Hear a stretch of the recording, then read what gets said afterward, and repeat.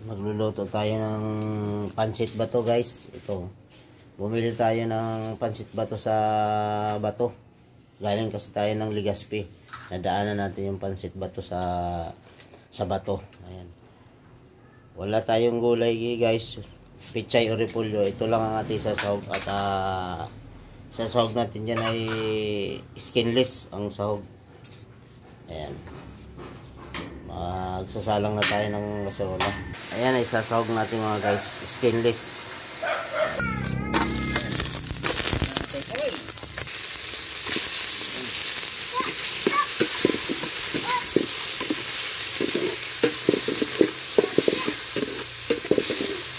Sahog natin guys. Kakaiba naman itong sahog. Pansit bato. Pakuloyin lang natin na higit. Ayan guys, pakuloyin lang natin yan. Pansit bato, kulong-kulo na ho. Ayan, buksan natin. Ayun. Ayun. Pansit bato. Ubus na natin to, kalahati lang naman to. Saan hindi naman pansit bato ngayon sa Bicol? Ilagyan natin to. Carrots lang ang nanditong gulay.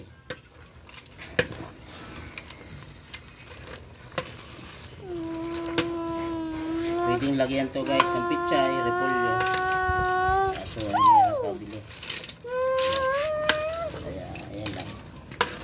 Carrots lang. Mas masarap guys may pichay.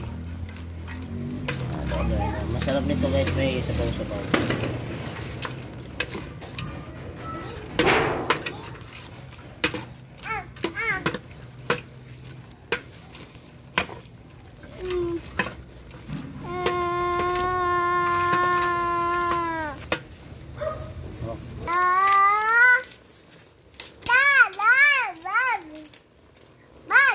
Halo guys, halo.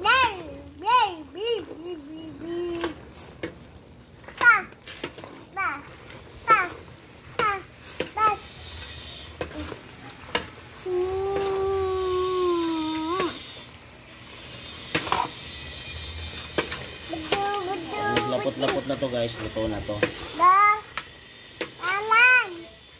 Medyo matagal itong lutuin kasi dry na dry ito. Yung hindi tulad nung isang per kilo na naka 5 kilo na nakabalot. Yung per box. Mas madali nung lutuin yun.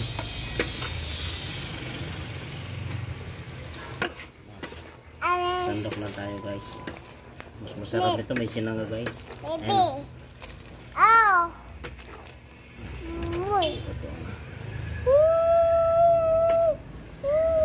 Pinagmamalaki ng bato. Ang pagluto nito guys may sabaw-sabaw na konti.